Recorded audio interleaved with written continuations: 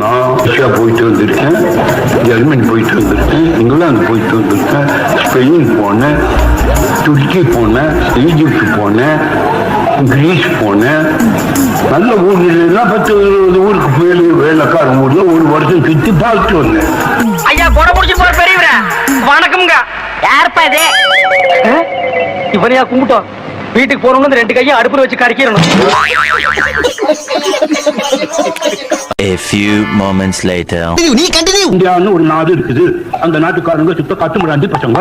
அவனுக்கு இத்தனை கடவுள், அவன் கடவுளுக்கு இத்தனை பொண்டாட்டி, அவன் கடவுளுக்கு இத்தனை வப்பாட்டி, அவன் கடவுளுக்கு வருஷத்துக்கு இத்தனை கல்யாணம், அது தேடி போகும்.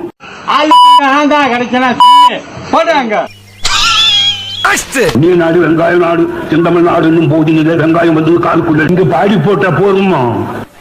சாப்பிடுற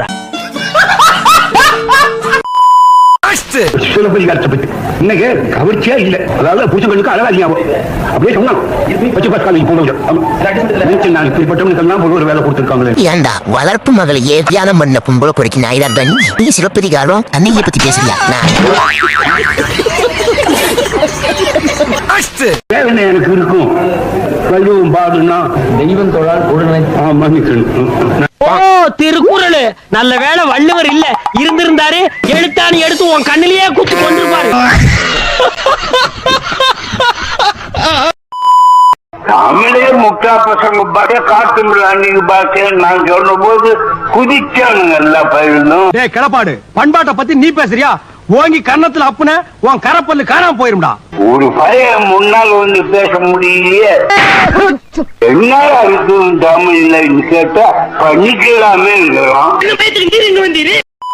பெரியார் எங்க ஊருக்கு வந்தார், மணியம்மையை பார்த்தார், கூட்டிட்டு போயிட்டார். பெரியார் எங்க ஊருக்கு வந்தார், மணியம்மையை பார்த்தார், கூட்டிட்டு போயிட்டார். என்ன எழவியா அண்ணா அவர்கள் இது பொருந்தா திருமணம் என்று அறிக்கை விட்டார். கழகத்திலிருந்து வெளியேறினார். திமுக உருவானது. சொல்றத வச்சு பார்த்தா ஆமாண்டா குண்டா, இவனுக்கு ஒரு கேவலமான குடும்பம்.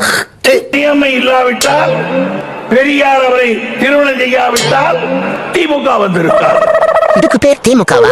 இது திமுக இல்ல, திமுக. திமுக வந்திருக்கார். ஏன் இப்படி பாக்குறாரு? அட வெக்கம் கட்டுவீங்களா? இதுக்கு எதுக்குடா வெள்ளையங்கிலி மாலையன்னு மானம் கட்ட அயோக்கிய பள்ளிலாம் குழப்பத்தை புழுத்த வழியலாம். இதுக்கு ஒரு 4 பேர்த்த மூத்திரத்தை வாங்கி மடக்கு குடிக்க வேண்டியதானே?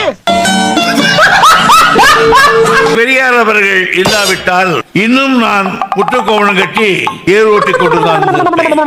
இப்படியே உசுப்பேத்தி உடம்ப ரணகலம் ஆக்கிட்டாங்கடா.